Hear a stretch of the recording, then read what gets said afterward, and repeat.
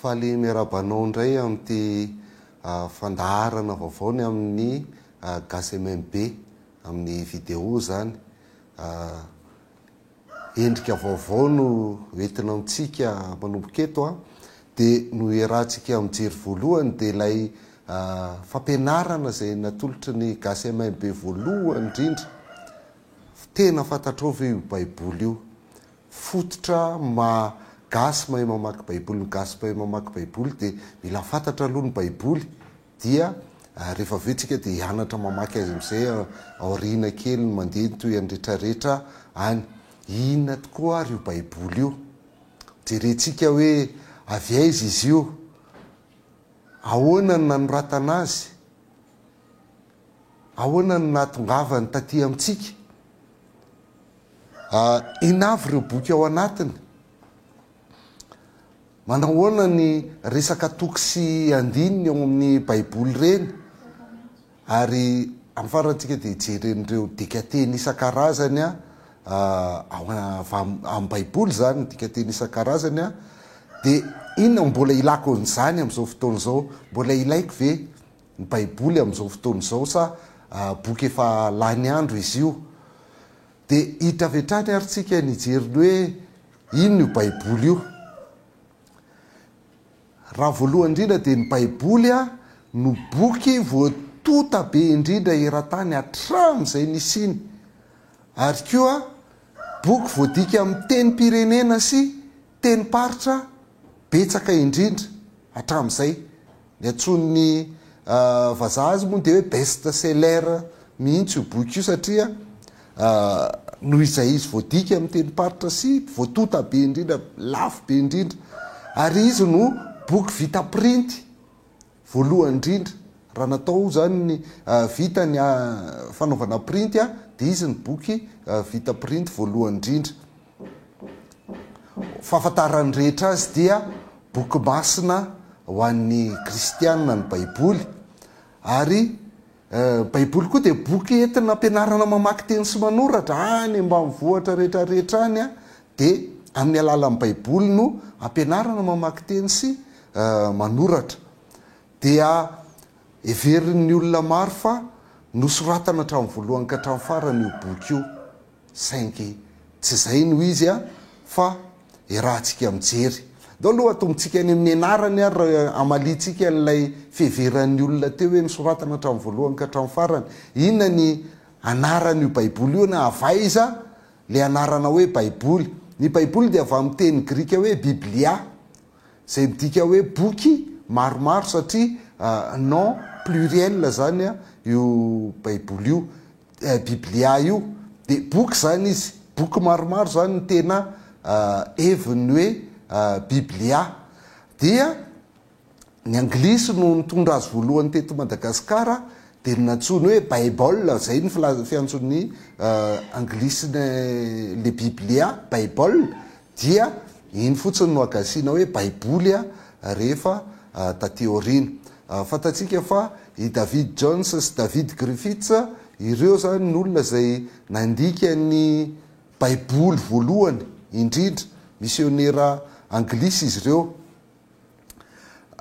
ny boky taloha dia rouleau de papyrus le izy fa mitsotra ny boky hitatsika ito fa horonam-boky tahaka izao no endrikendrik'ilay boky taloha horonana taratasy miorina ohatra izao zany ny pozin'ny boky taloha dia ny baiboly dia reto ihany koa ny antsonana azy ao anaty baiboly mila fantatsika izay eto satria rehefa oriana kely eo tsika dia hianatra ny mahatenin'Andriamanitra amin'ny baiboly dia efa mila azontsika hoe inona koa ny anarany amin'ny teny hafa indrindra raha ao anaty baiboly ny antsona ihany koa izy io hoe soratra masina na raha ny tena nandikana azy dia écriture fotsiny fa isika malagasy ny nanampy an'le hoe masina zany dia io soratra masina io écriture io dia misy au singulier zany hoe nataony anankiray fotsiny zany izy ohatra hitatsika eo amin'ny jaune toko 10 andininy 5:telopolo dia izao voasoratra hoe raha ireny zay nanaovany zany tenin'Andriamanitra zany natao hoe Andriamanitra ary ny soratra masina tsy azo foanana io ny mahaliana antsika le teny farany hoe ny soratra masina tsy azo foanana dia eto zany le teny dia écriture au singulier io teny io a zay ilazana ny baiboly ihany koa. Ny Timoty faharoa toko fahatelo andininy fahaenina ambin'ny folo dia tahak'izay ihany no ilazany azy. Ny soratra rehetra nomeny tsindrimandrin'Andriamanitra dia mahasoa ho fampianarana, ho fandresen-danitra, ho fanotsiny izay diso, ho fitaizana amin'ny fahamarinana. Dia eto koa le soratra dia l'écriture graphe izy amin'ny teny grika dia au singulier. Dia soratra fotsiny mihitsy le izy fa tsisy an'le hoe masina zany izy amin'ny teny fototra izay nanoratana azy. Fa misy koa ny soratra masina au pluriel, écriture avec s zany ny farany tahaka ny hitantsika eo amin'ny solaitra eo, au pluriel le izy hitantsika zany eo amin'ny Matthieu toko faharoa amby roapolo andininy fa sivy amby roapolo manao hoe fa Jesosy namaly azy ireo hoe mahadiso hevitra anareo ny tsy fahafantaranareo ny soratra masina na ny herin'Andriamanitra. Dia le soratra masina eto zany écriture fotsiny, tsisy an'le masina izy ao anaty teny fototra fa écriture au pluriel. Ny Petera faharoa toko fahatelo andininy fahaenina ambin'ny folo ihany koa dia miantso ny baibolo soratra masina na écriture zany au pluriel. Izany koa nataony ao amin'ny epistiliny rehetra izay ilazany zany zavatra zany. Am'ireny dia misy zavatra sarom-patarina izay avily ny olona kely fahalalana sady tsy miorina tsara, tahaka ny anaovan'ny teny sasany amin'ny soratra masina koa ka mahatonga fahaverezana ho an'ny tenany. Dia le soratra masina eto zany écriture au pluriel izay antsoina ny baiboly satria ny soratro Paoly aty amin'ny testamenta vaovao tsy ny testamenta taloha ihany io resahany hoe soratra masina na écriture au pluriel io. Ankoatr'izay ny anaran'ny baiboly ihany koa Romanina toko voalohany andininy faharoa dia eto indray izy izay vao antsoina hoe soratra masina, écriture sainte mihitsy, izay nampilazainy meloa tamin'ny alalan'ny mpaminany tao amin'ny soratra masina. Dia eto izy tena écriture sainte mihitsy no ilazan'ny teny fototra sy ny teny frantsay azy. Rehefa natsoina hoe baiboly zany, ny baiboly fiatsotsika azy natsony ny soratra masina koa izy hoe natsony ny baiboly koa ny baiboly hoe soratra masina dia atsoina ihany koa izy hoe taratasy nosoratana. Zay ihany koa zany ny fiantson'ny baiboly ao anaty baiboly na écrit. Timoty faharoa toko fahatelo andininy fahadimy ambin'ny folo dia milaza an'izao hoe hatry ny von'ny voazaza ianao dia efa nahalala ny soratra masina izay mampahindry ianao ho amin'ny famonjena amin'ny finoana izay ao amin'ny Kristy Jesosy. Dia le soratra masina eto zany écrit ny dikan'izany hoe taratasy nosoratana. Zay le soratra masina eto. Fa miteny gasy izy zany na écriture au singulier na écriture au pluriel na écriture sainte na écrit dia adikantsika amin'ny teny malagasy foana hoe soratra masina amin'ny ankapobeny ary milaza ny baiboly foana zany zavatra zany.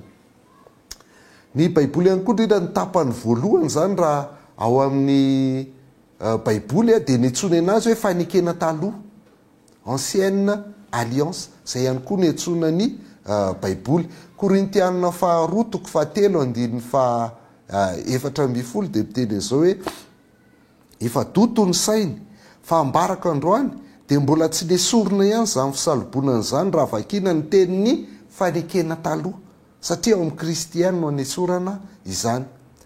Vakina ny tenin'ny fanekena taloha zany dia rehefa mamaky testamenta taloha ny jiosy ry zareo jiosy dia lazaina ao amin'ny baiboly mihitsy hoe tenin'ny fanekena taloha io baiboly ny zareo io.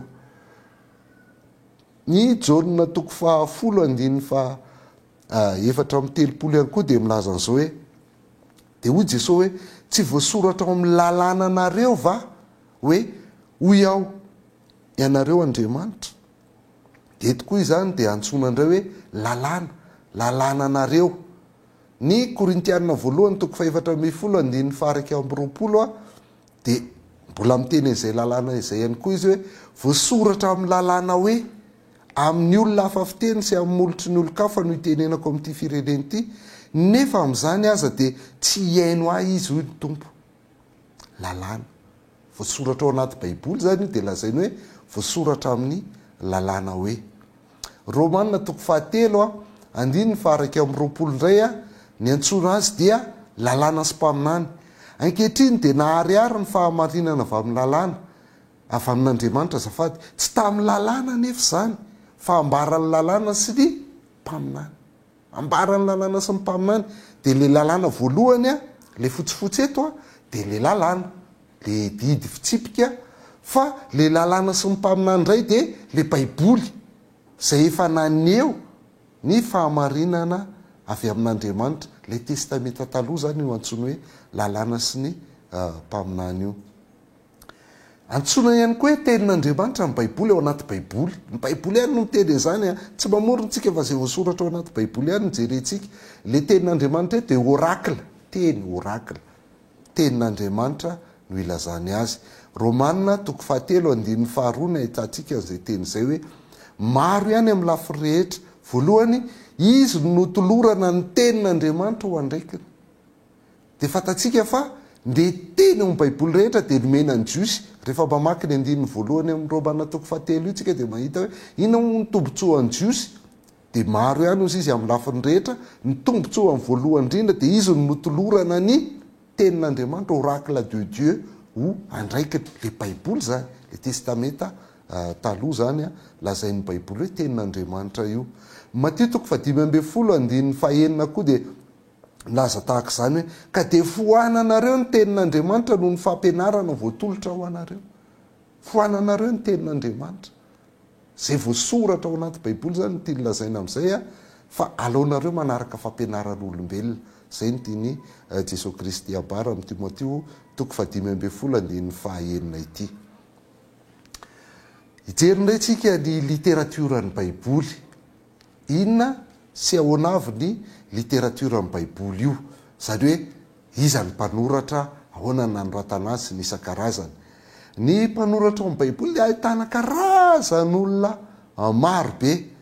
Misy mpanjaka ao, tahaka an'iza ohatra ny ao an-tsainao. Misy mpitaritafika ao, iza mpitaritafika izany.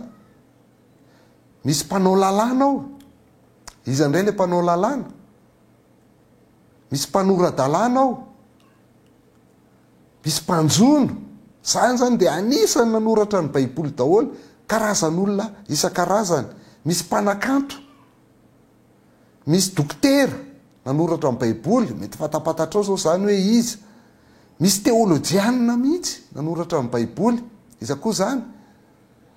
Ary misy tsy fantatra ny nanoratra ny boky sasany ao amin'ny baiboly. Dia hitantsika ohatra ny mpanjaka, fa i Davida, Solomona, ireo zao dia mpanjaka, isan'ny mpanjaka nanoratra ny baiboly. Ny ampahany ihany ny tolontsika eto fa tsy ary voatanisa daholo ireo mpanoratra ny baiboly rehetrarehetra eo. Iza indray ny mpitaritafika, Josoa dia anisan'ny mpitaritafika nanoratra ny boky tao amin'ny baiboly. Iza mpanao lalàna, Mosesy dia nanao lalàna ary izy nanome lalàna ho an'ny Israely, nanoratra ny boky 10 voalohany. Iza mpanorad-dalàna voalohany dia Ezra. Mpanjono fantatsika tsara, Petera, Jona ny mpianatry Jesosy Kristy zany. Iza mpanakanto zay nanoratra baiboly dia Davida, Iasafa, Ikora sy ny isan-karazany rehetrarehetra zany tsy ary voatanisa daholo. Iza ny dokotera dia Ilioka fantatsika tsara, ny teolojianina dia i Paoly. Fa nisy koa ny mpanoratra hafa zay tsy fantatra, boky hafa zay tsy fantatra nanoratra azy, ohatra ny bokin'ny Hebreo, ny salamo sasany tsy fantatra nanoratra azy, ny bokin'ny Joba iza nanoratra azy tsy tena fantatra mazava tsara. Dia hitantsika misy karazana mpanoratra be dia be zany ao anatin'ny baiboly, eo amin'ny 700 eno any nisan'ny mpanoratra ao amin'io baiboly io. Oviana ny fotoana nanoratana azy io, oviana no fotoana nanoratana amin'ny baiboly. Ny testamenta taloha dia nanomboka tany amin'ny taona 400 talohan'i Jesosy Kristy tany nanoratana azy, tamin'ny andron'ny Mosesy zany. Ary taty amin'ny 400 taona talohan'i Jesosy Kristy nanoratana farany testamenta taloha. Hitantsika misy eo amin'ny arivo taona eo zany nanoratana andreo boky isan-karazany eo amin'ny testamenta taloha. Ary ny testamenta vaovao indray a dia hatraty amin'ny taona 100 taorinany Jesosy Kristy tatio aty zany a no nanoratana ny testamenta vaovao. Raha tambatsika zay dia nandritra ny 500 taona teo eo zany Andriamanitra no nampanoratra tsikelikely ny baiboly nandritra ny 500 taona teo eo. Ary ny testamenta taloha dia nisoratana tamin'ny teny Hebreo. Teny Hebreo daholo ny teny nanoratana ny testamenta taloha. Ohatra amin'ny teny Hebreo izay malaza hainy jiosy tsara ty fiteny ity, ohatran'ny teny sinoa sary hitantsika eto fa teny Hebreo zao zany ny paozin'ny teny Hebreo. Dia ohatr'izao no fanekempononany jiosy hatramin'izay ka hatramin'izao: Shema Israel Adonai Elohenu Adonai Erad.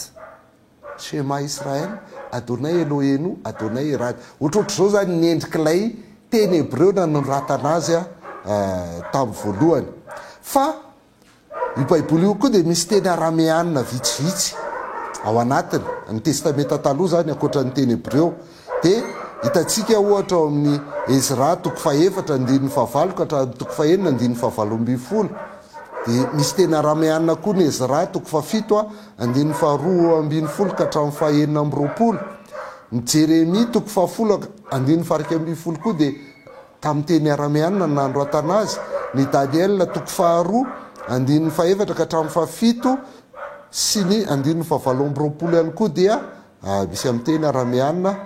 Dia misy teny roa koa amin'ny Genesis 1:13-7 amin'ny teny arameanina. Fa amin'ny ankapobeny zany dia teny Hebreo daholo.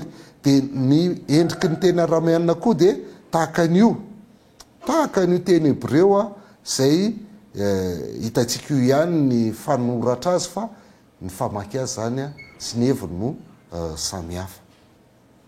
Ny testamenta vaovao indray dia tamin'ny teny Grika no nanoratana azy. Ny ankamaroan'ny testamenta vaovao teny Grika avokoa no nanoratana azy ary ohatr'izao ny endrikendriky zany teny Grika zany: Hutos gar egapesen hoteos ton kosmon hoste ton huionna ton monogenna edoken hina pas opisteon hes oton me apoletai alleke joenna aionion. Zay inona zay teny zay nalaina avy amin'ny teny Grika. Io zany teny fototra nakana azy dia ny Jaona 7:9-12. Fa toy izao ny tiavan'Andriamanitra izao tontolo izao, nomeny ny zanany lahatokana mba tsy ho very izay rehetra mino azy fa hanana ny fiainana mandrakizay. Dia zay ny teny fototra nakana ny testamenta vaovao. Fa na izany raha toy ny testamenta taloha teo dia misy fiteny arameanina ihany koa ao amin'ny testamenta vaovao. Ohatra ilay teny hoe Eli lama sabakitany.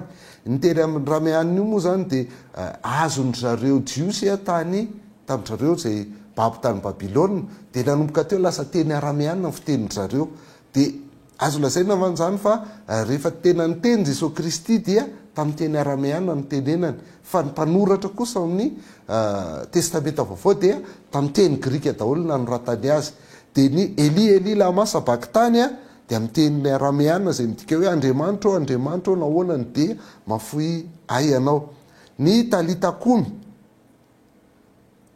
raha vehivavy mitsangana, io koa teny arameanina. Ny efata, misokafa, ny sofina, teny arameanina. Ny aba ray io dia teny arameanina.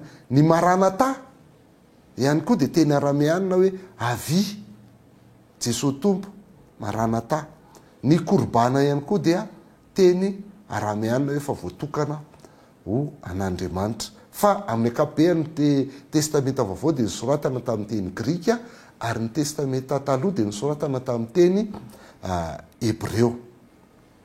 Ao anatin'ny literatiora amin'ny baiboly ihany tsika dia hijerinay ireo karazan-dahatsoratra ao amin'ny baiboly. Saotra rano kely.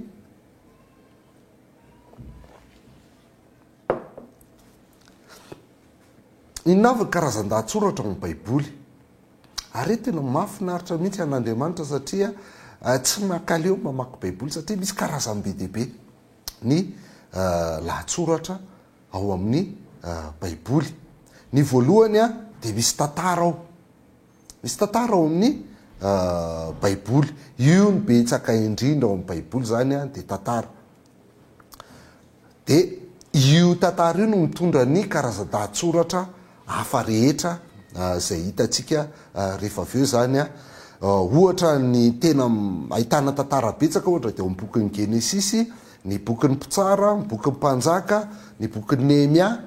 Dia raha ty amin'ny testamenta vaovao izy dia ny asan'ny apôstôly. Dia ahitana tantara ihany koa ao amin'ny filazantsara zany sy ny sisa rehetra. Aina izany raha nefa dia mila azontsika fa tsy boky tantara ny baiboly, ka iandro fotsiny ianao hoe tantara fotsiny ny ao anatiny. Tsy boky tantara ny baiboly fa misy tantara ao anaty baiboly. Misy tantara ao na dia iny ary mibetsaka indrindra fa ny faharoa dia lalàna. Misy lalàna ihany koa ao anaty baiboly ary reto karazana lalàna hita ao anaty baiboly zay mila fantatsika maloha jerentsika kaiky zany amin'ny fampianarana ny orinany. Ny voalohany dia misy ny antsoina hoe loi morale, lalàna ara-pitondran-tena zany io. Dia misy ihany koa ny antsoina hoe loi civile, ny lalàna eo amin'ny fiarahamonina. Misy karazany zany. Ary ny fahatelo dia misy ny antsoina hoe loi culturelle, lalàna ara-pivavahana.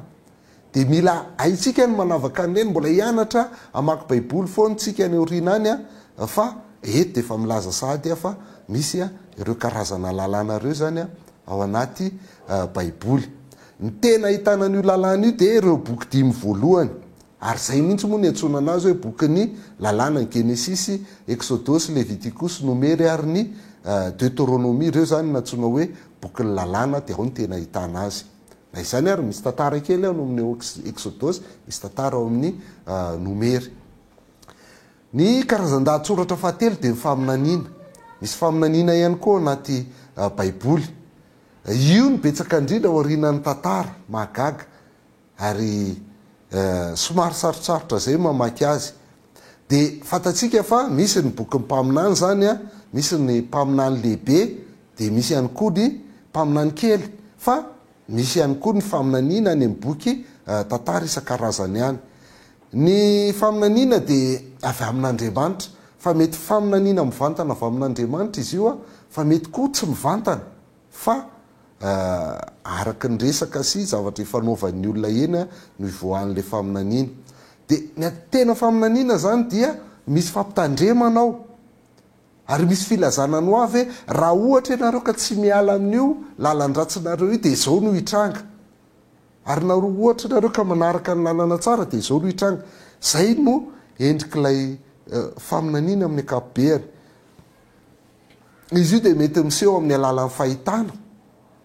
Ny faminaniana zany mety amin'ny alalan'ny nofy, toy ny any Josefa zao dia nanofy ny hoaviny izy sy ny rahalahiny izy dia tamin'ny alalan'ny nofy. Mety amin'ny alalan'ny fihetsika ihany koa na mimo.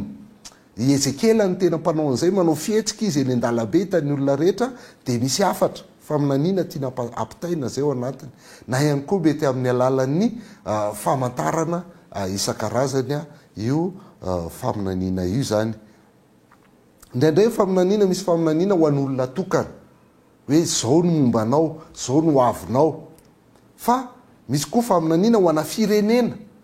Ny firenena rehetra manodidina ny Israely ohatra dia mahazo faminaniana matetika filazana loza no azo ho an'izy ireny.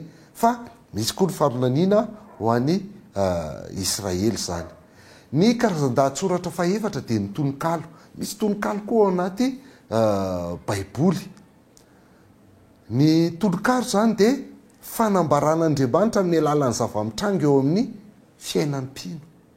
Fanambaran'Andriamanitra amin'ny alalan'ny zava-mitranga eo amin'ny fiainan'ny mpino. Ohatra zany hoe faly le mpino dia ny fanehoana iny fifaliana iny dia anehoan'Andriamanitra, anambaran'Andriamanitra zavatra ho antsika.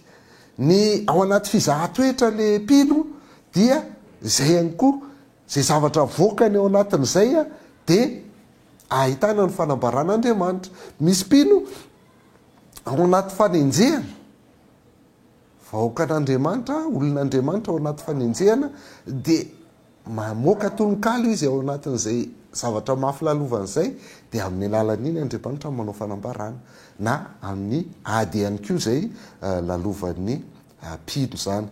Dia ny tononkalo dia ahitantsika fihetsem-po, sy ahitantsika ny fahatsapahan'ilay mpanoratra ao anatiny, fa misy fananarana ihany koa ao anatin'ny tononkalo. Ny boky tena hoe boky tononkalo ray manontolo, ahitana tononkalo daholo ny akamaroan'ny boky rehetra, fa ny boky tena tononkalo manontolo dia ny bokin'ny Joba, ny Salamo fantatsika tsara, ary ny tolokirany Solomon. Ireo zany tena boky tononkalo ray manontolo mameno azy. Ny karazan-dahatsoratra fahadimy ao anaty baiboly dia ny fahendrena sy ny filozofia. Misy an'izany koa ao anaty baiboly, misy fahendrena ao, misy filozofia ao. Ny antony zany mantsy dia vokatry ny fandinihan'ny olona ny zava-mitranga manodidina sy ny zava-boary. Zay ny engalin'le teny, dia amin'ny alalan'iny Andriamanitra no manao fanambarana ihany koa. Zay ny fahendrena, mandinika ny zava-mitranga ny olona, mandinika ny zava-boary, dia mamoaka zavatra ao anatiny. Ohatra hoe mijery ny fiaviana izy avaiza, mijery ny fiafarana izy avaiza, zany ny zavatra dinihan'ny filozofia daholo, ary ahitana an'izany ihany koa ao anaty baiboly. Dia ny boky izay tena ahitana hoe boky fahendrena ao anaty baiboly dia ny ohabolana. Ny bokin'ny Joba ihany koa dia ahitana tena fahendrena mihitsy moa zany fa tsy hoe ahitana. Ary ny bokin'ny Mpitoriteny ihany koa dia tena filozofia, mpiainana, fahendrena mihitsy ny amin'ireo boky ireo. Misy olona milaza tsy tia filozofia, fa ny baiboly dia misy filozofia ao anatiny. Ny karazan-dahatsoratra fahenina dia ny karazan-dahatsoratra antsoina hoe apokaliptika. Apokaliptika zany hoe milaza zava-miafina ho avy izy, fa indrindra amin'ny andro farany. Zay ny somary mampiavaka kely azy amin'ny faminaniana zany, satria miresaka kokoa ny amin'ny andro faran'ny apokaliptika. Dia fantatsika ny boky lehibe indrindra miresaka zany dia ny apokalipsia. Fa ny hevitry ny apokalipsia dia fanambarana ny zava-miafina, fanesorana voaly. Zay ny hevitry ny apokalipsia, fanambarana ny zava-miafina, fanesorana voaly. Fa ny boky tena milaza ny andro farany zany dia ny bokin'ny Daniel sy ny bokin'ny apokalipsia. Dia misy apahany kely koa amin'ny Ezekiela zany. Ny tena fanoratra amin'ny boky apokaliptika dia sary, amin'ny alalan'ny sary, amin'ny alalan'ny fahitana, amin'ny alalan'ny famantarana, symbole isan-karazany ny anehoany azy, satria mbola ho avy le izy dia tsy tena tonga dia miseho mivantana, fa amin'ny alalan'ny endrika sary, fahitana ary symbolika isan-karazany no anehoany azy ao anaty ny boky apokaliptika. Ny karazan-dahatsoratra fahafito izay hitantsika ao anatin'ny baiboly, na amin'ny literatiora amin'ny baiboly, dia ny fandaharan-kevitra na diskour. Zay ny ilazana azy, fampianarana. Ary ny tena ahitana azy ity fampianarana ity zany dia ao amin'ny testamenta vaovao. Le izy zany dia zavatra mazava, mipetrapetraka, mirindra tsara ilay fandaharan-kevitra izay atao ao. Ary misy fandresena lahatra. Anisany aorianany lalàna dia anisan'izay mahakamo antsika kristianina ny mamaky an'izy io. Kanefa rehefa hainao mamaky azy dia hitanao fa tena tsara, mazava, mipetrapetraka, mirindra tsara ny fanehoan'ny mpanoratra ny fandaharan-kevitra ireo amin'ny testamenta vaovao. Dia amin'ny ankapobeny mizara roa izy io. Ny tapany voaloha tena fampianarana mihitsiny, dia ny tapany faharoa famporisihana. Dia le tapany faharoa ny tena teny kristianina mamaky azy, fa le tapany voalohany amin'ny epistily ireny ohatra dia tsy tena mampazoto ny kristianina loatra ny mamaky an'io fandaharan-kevitra ao amin'ny baiboly io.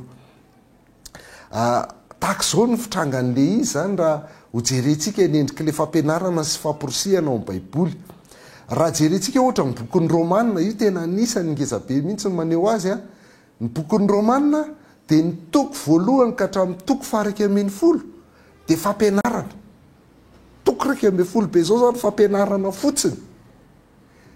Dia ny porofo ahitantsika an'izay a folo fotsiny baiko zay hita ao amin'ny bokin'ny Romanina amin'ny toko voalohany ka hatramin'ny toko faraky ambin'ny folo. Baiko folo fotsiny. Kanefany a amin'ny toko 5 ao aoriana toko 12 ka hatramin'ny 19 dia 420 be zao ny baiko hita ao. Satria famporisihany ny tapany faharoa iny. 420 be zao. Tahaka izany koa amin'ny bokin'ny Galatiana ny toko 4 voalohany a dia tsy misy baiko afa-tsy anankiroa monja. Nefa ny toko 2 farany, ny toko 5 sy 9 dia misy baiko 19.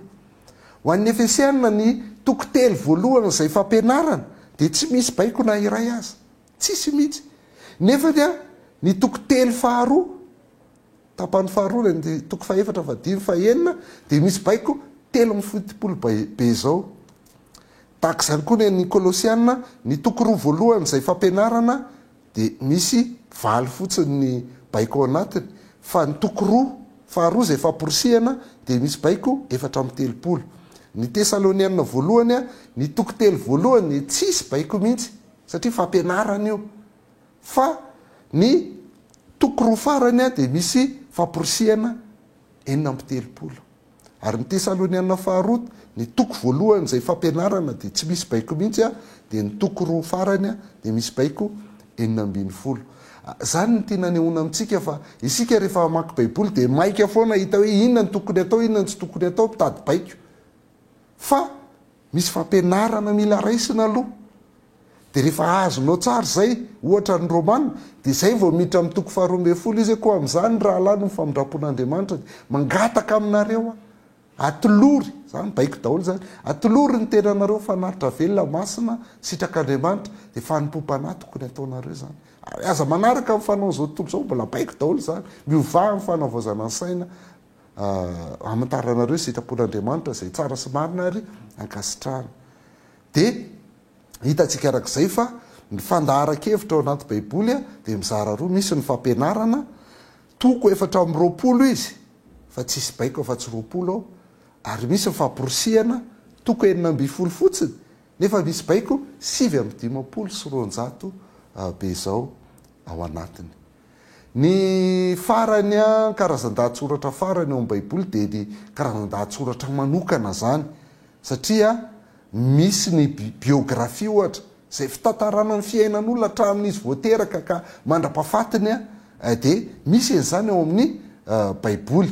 Ny hitantsika amin'izany ohatra dia bokin'ny mpitsara toko 17 ka hatramin'ny 19 dia tantaran'olona hatramin'ny voateraka ka mandra-pahafatiny dia ny tantaran'ny Samsona zany dia biografia io. Ny tantaran'ny Estera ihany koa dia biografia.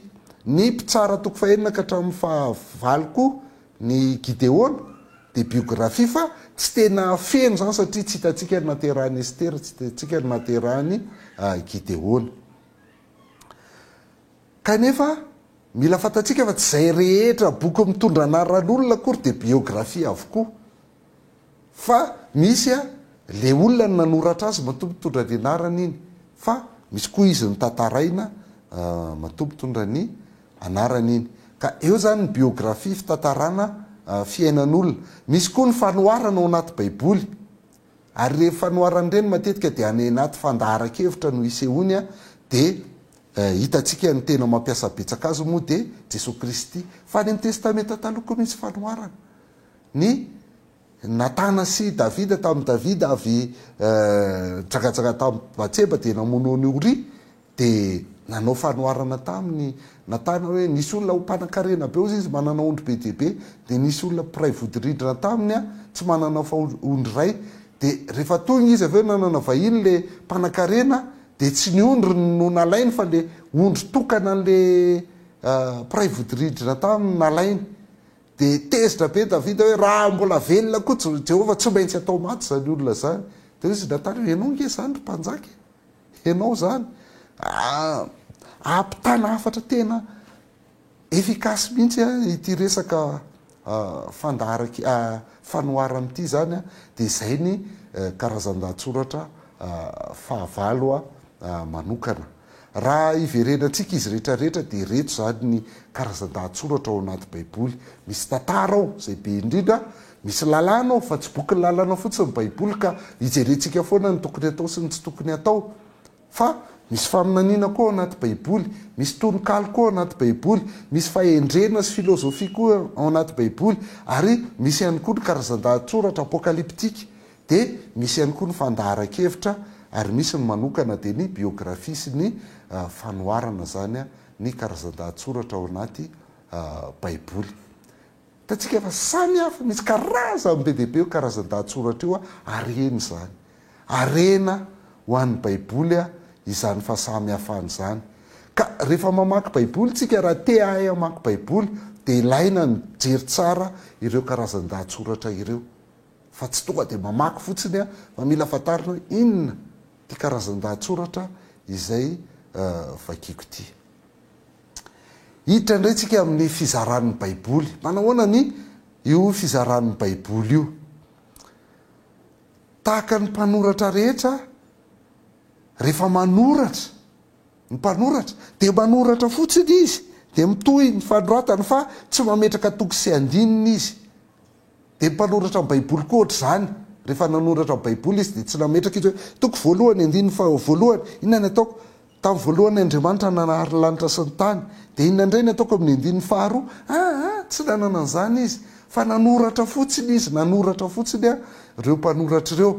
Fa ny toko tompoko, nandrafetana ny toko ao anaty baiboly dia nandrafetana ny toko ao dia tamin'ny taona 510 zay vao natao napetraka io, ary Stephen Langton no nanoratra nametraka an'ireo toko ao amin'ny baiboly isan-karazan'ireo, ary ny andininy dia Robert Estienne tamin'ny taona 750 sy 510 dia hitantsika arak'izany fa efa taty aorina ela be, taty eo aorianany nanoratana ny baiboly zay vao napetraka ny toko sy andininy zany.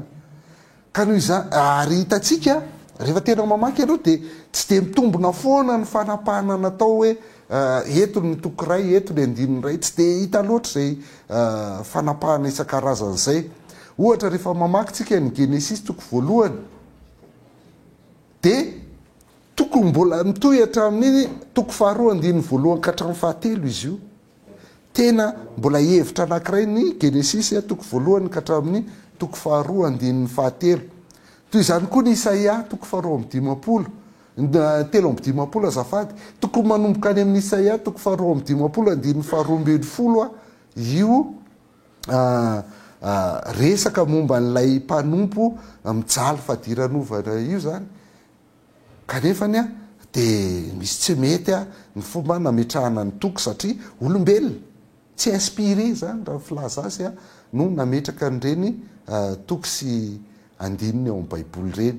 Ohatra koa ny Joela toko fahatelo sy ny Joela toko fahaefatra, dia indraindraitsika sahirana rehefa mamaky an'io satria tsy mitovy ny fanapahan'le toko ao amin'ny Joela toko fahatelo sy toko fahaefatra. Ny sasany atambany ary amin'ny toko faharoa ny toko fahatelo, ny sasany tonga dia ataony toko fahatelo le izy dia hita tsinona fa tsy tena nety loatra le fomba nanapahana azy natonga an'izay, satria olombelona taty aoriana be no nametraka an'ireny toko sy andininy ireny.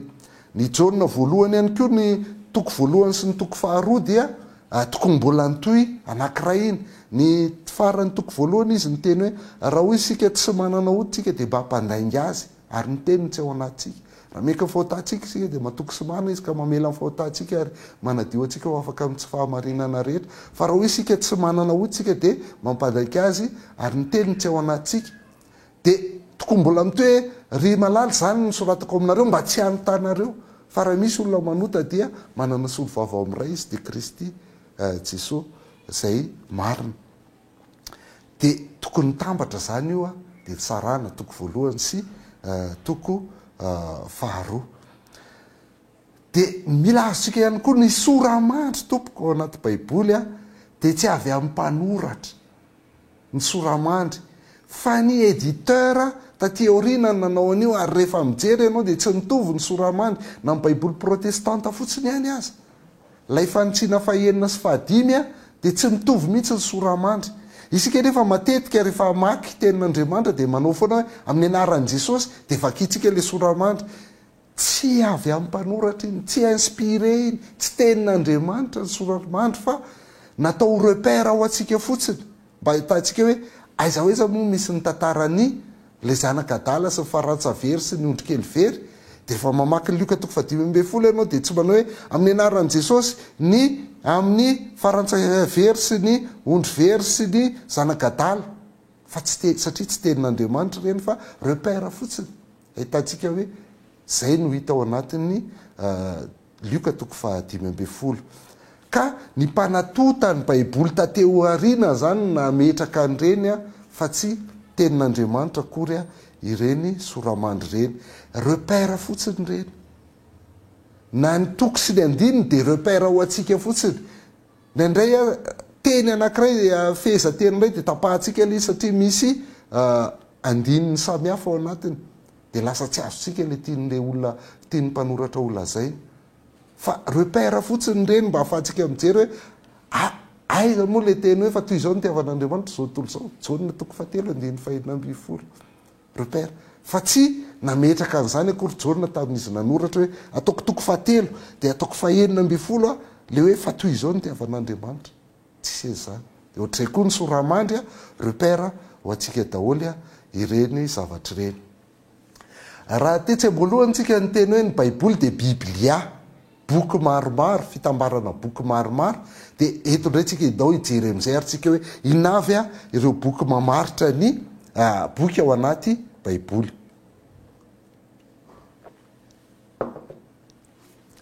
Raha ataontsika sary izy dia ohatr'izao ny fisehoany.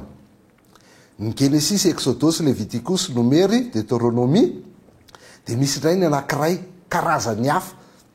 Josoa, Pitsara, Rota, Samuela voalohany, Samuela faharoa, Mpanjaka voalohany, Mpanjaka faharoa, Tantara voalohany, Tantara faharoa, Ezra, Nehemia ary Estera. Any amin'ny testamenta taloha tsika izao dia misy indray ny karazany hafa.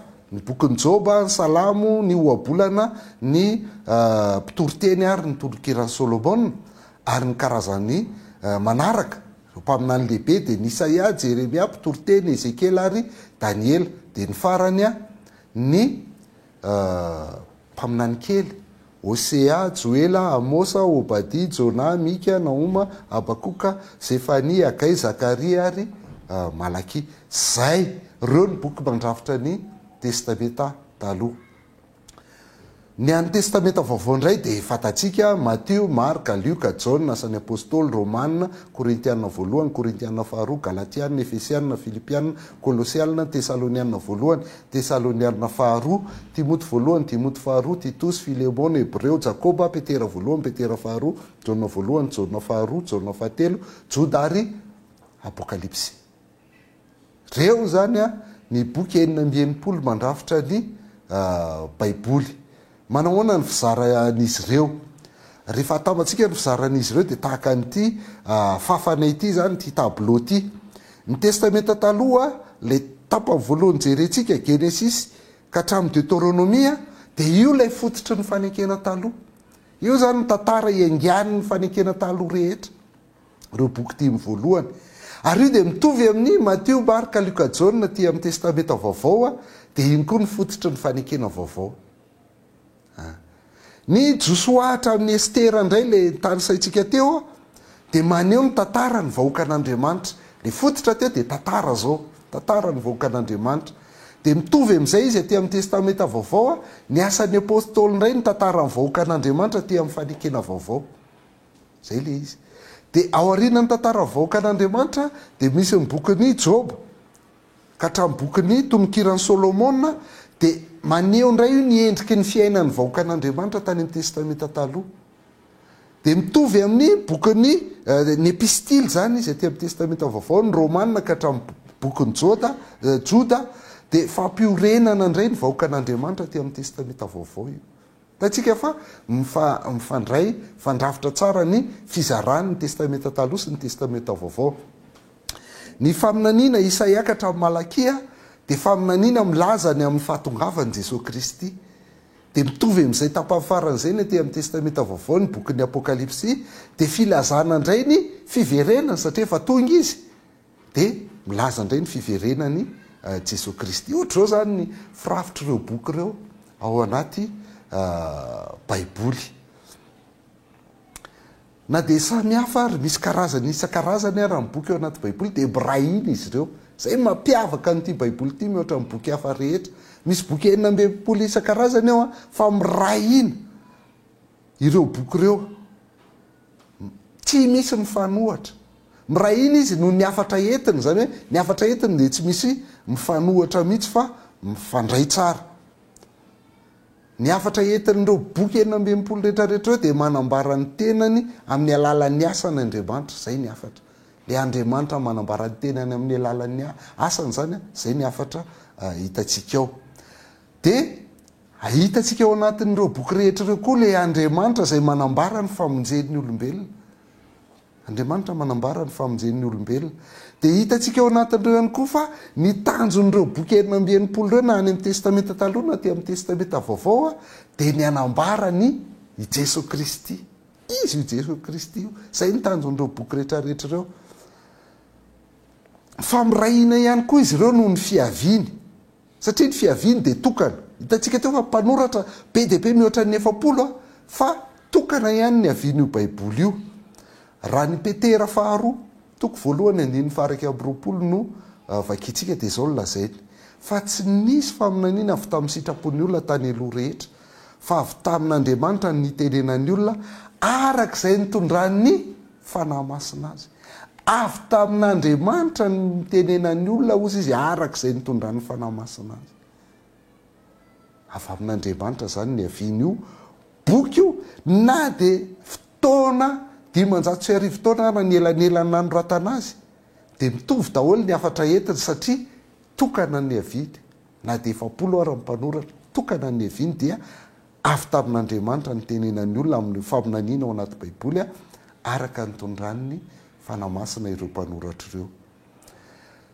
Eny ny olona no niteny ao, ny olona no nanoratra n'io baiboly io, tsy dikte akory io na boky latsaka avy any an-danitra fa olona no nanoratra sy ny teny tao, saingy ny fanahy masina no nitarika an'ireny olona ireny tamin'izany nanoratany baiboly zany. Zay no mahatonga hoe ny avian'ny baiboly de avy amin'Andriamanitra, tenin'Andriamanitra avokoa izy rehetrarehetra. Mbola hianatra an'izany tsika hoe ahoana ny matenin'Andriamanitra amin'ny baiboly, fa eto aloha tsika de jery fotsiny ny baiboly hoe na samy hafa ary izy de mirahina noho ny afatra entiny. Na samy hafa azy izy de mirahina noho ny fiaviany tokana, ary na samy hafa azy izy de mirahina noho ny filazana an' Jesosy Kristy. Miresaka an' Jesosy Kristy daholo io baiboly io manomboka amin'ny Genesis toko voalohany ka hatramin'ny Apokalipsy toko 2:20. Profon'izay ny Lioka toko 4:20. Izy mihitsy no miteny zany, Jesosy Kristy no miteny zany amin'ny Lioka toko 4:20 de 7:20 de zao no lazainy. De nanomboka tamin'ny Mosesy sy ny mpianany rehetra izy Jesosy Kristy io, ka nanambara tamin'ny hevitry ny teny milaza azy ao amin'ny soratra masina rehetra. Tatsika le soratra masina eto fa le baiboly. De manomboka amin'ny Mosesy sy ny mpaminany izy, zay le fizarany boky ao baiboly. Mosesy sy ny mpaminany de miresaka momba an' Jesosy Kristy daholo. Reo mpianatra tany Emaus no nresahan' Jesosy Kristy amin'ity. Ary amin'ny toko 470 ary izy de vao mainka mazava be kokoa ny filazany hoe miresaka an' Jesosy Kristy daholo ny baiboly ray manontolo. Zao no lazainy amin'ny 470 hoe izao ny teniko izay efa voalazako taminareo fa mbola teo aminareo fa tsy maintsy ho tanteraka izay voasoratra momba. Aiza teo amin'ny lalàna Mosesy sy ny mpaminany ary ny salamo. Voasoratra momba teo amin'ny lalàna Mosesy sy ny mpaminany ary ny salamo. Raha toa ny baibolitsika amin'izao fotoana izao mizara roa ny testamenta taloha sy ny testamenta vaovao, de ny baiboly tamin'ny andron'i Jesosy Kristy zara telo. Amin'ny testamenta taloha zany de io fizarany ny lalànan'ny Mosesy ny mpaminany ary ny salamo. zaratelo ohatrany hoe raha am'izao fotoa zao zany jesosy kristy miresaka an'io de ozy izy hoe miteny ana miresaka momba ana daholo nena ny testamenta taloha na ny testamenta vaovao le fizarany baiboly roa zany fa tamin'ny androny de le fizarana telo ny resahany lalàna mosesy ny mpaminany ary ny salamo izay no mitondra antsika amin'ny filahitry ny baiboly filahitry ny baiboly de atombontsika amin'ny filahitry ny baiboly jiosy aloha satria zareo no nampiasan'ny baiboly voalohany satria nomena azy ny tenin'andriamanitra ho andraiky nozy izy ny romanina toko fahatelo andiny faharoa fa hitantsika tery aloha manahoana ny filahitry ny baiboly jiosy ny filahitry ny baiboly jiosy dia le antsoina hoe tanaka tanaka rehefa mahita an'izany zany nareo any anaty baiboly hoe tanaka de aza mitanaka tsony fa efa azontsika izy ankehitriny fa nidikany hoe tanaka de le fizarana telo ny resahan'i jesosy kristy tery aloha tora navim ary ketovim teny hebreo reo hoe tora navim ary ketovim reo ohatr'izao no faroratra azy zany ny teny hebreo de miainga avy aty akavanana miakavy tora navim ketovim de ty le hoe tanaka ty le hoe tanaka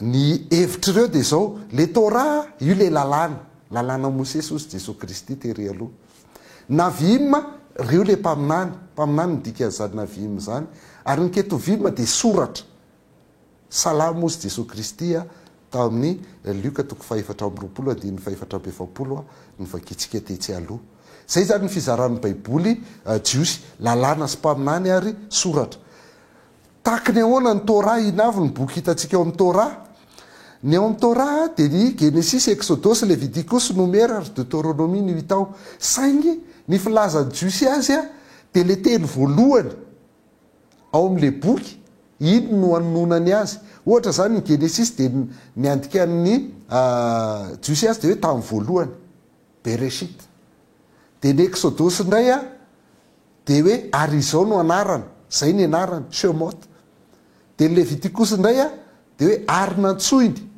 satria io ny teny voalohany eo amin'ny leviticus nomery tany anefitra de barim de ny deutéronomie izao ny teny zay ny anarany satria zay ny teny voalohany ao amin'ny bokyny reo boky dimy voalohany reo zany navim indray inavy ny boky ny mpaminany ho an'ny jiosy afa kely tsy mitovy amin'ny atsika izy satria navim de ny azy misy ny mpaminany taloha nantsoina hoe prophète antérieur anakefatra ireo boky reo de ny josoa mpitsara samoela ary mpanjaka tateorina ny zaraina roa ny samoela voalohany sy faharoa de mpanjaka ny zaraina roa mpanjaka voalohany sy faharoa fa tamin'ny baiboly jiosy izy de boky ray ihany ny samoela de boky ray ihany ny mpanjaka reo efatr'ireo zany ny mpaminany taloha dia misy indray ny mpaminany tateorina na ny prophète postérieur de anakefatra ihany koa reo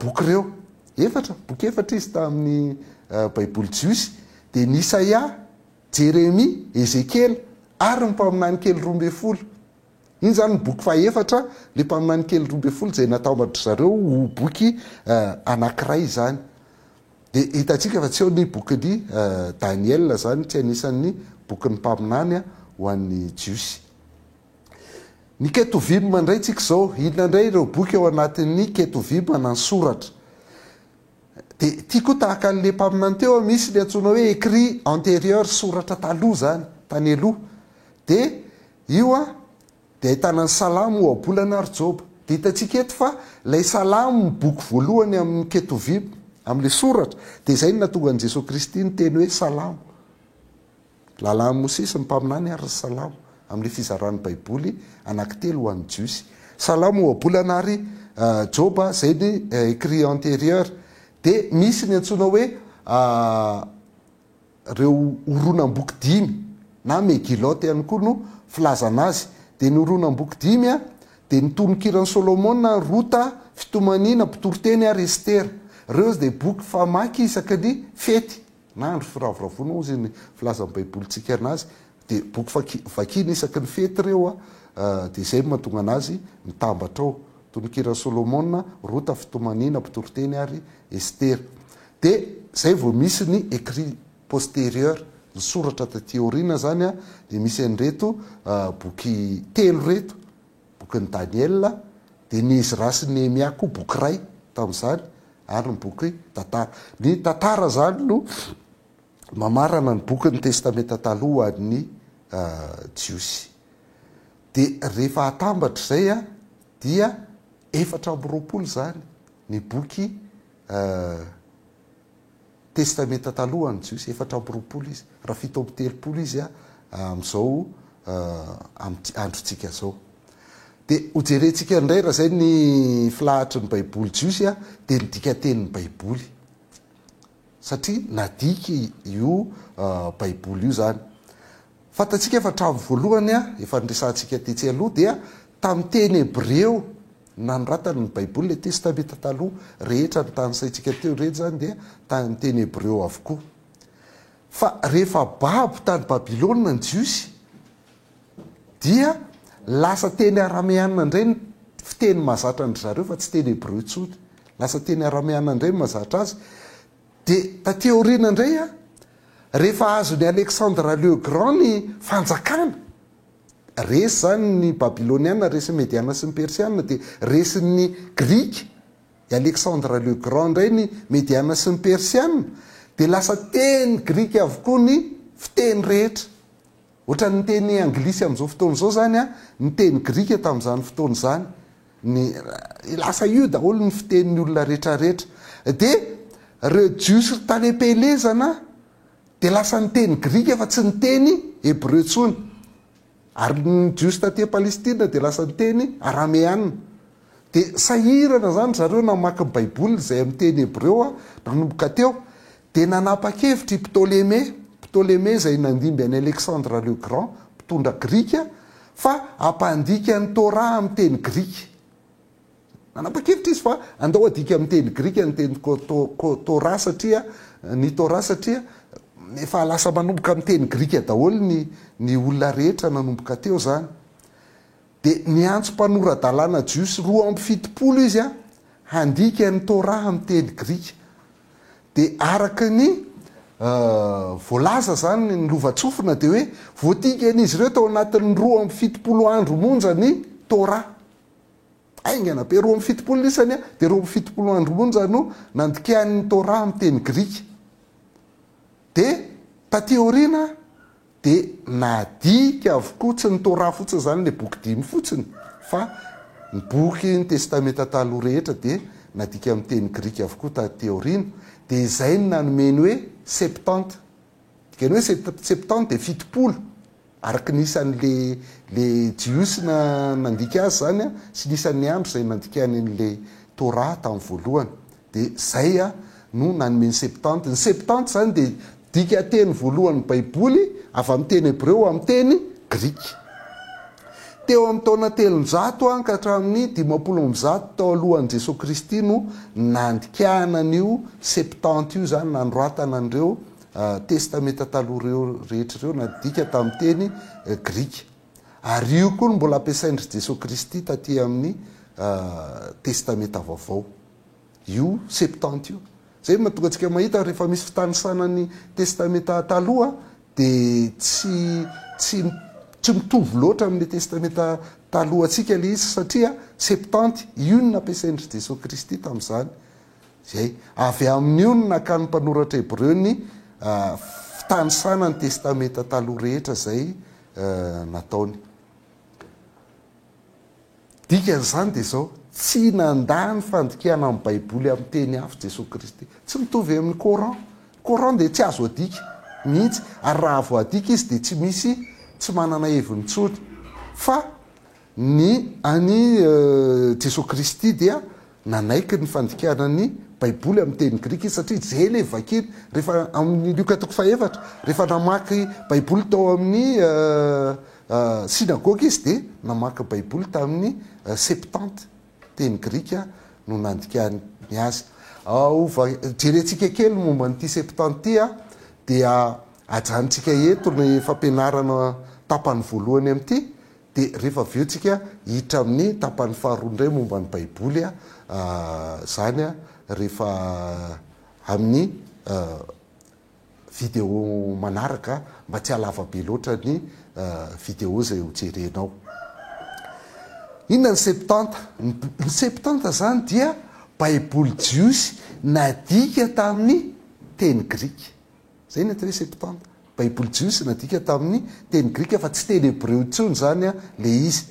De io septante io nefa dia napiditra boky hafa kory zareo. Napiditra boky hafa zay nosoratana tamin'ny vanim-potoana 300 ka hatramin'ny 500 talohan'ny Jesosy Kristy io zany. De zay boky voasoratana tamin'izany fotoana zany ireo nampidiriny tao ireo. De toy izao ny filahatry ny boky eo amin'ny Pentateuque indray, ao amin'ny septante indray azafady. Misy ny Pentateuque na lay boky 5 voalohany, de zay ny antsoina anazy zany karaha antotan-javatra 5, zay ny dikan'ny Pentateuque. De ny Genesis, ny Exodus, ny Leviticus, ny Numere ary ny Deutéronomia. Raha le teny voalohany izy tary amin'ny anarany tary amin'ny teny jiosy tamin'ny teny hébreu, dia amin'ny teny grika no nandikana anazy hoe Genesis, Exodus, Leviticus, Numerus, Deutéronomia.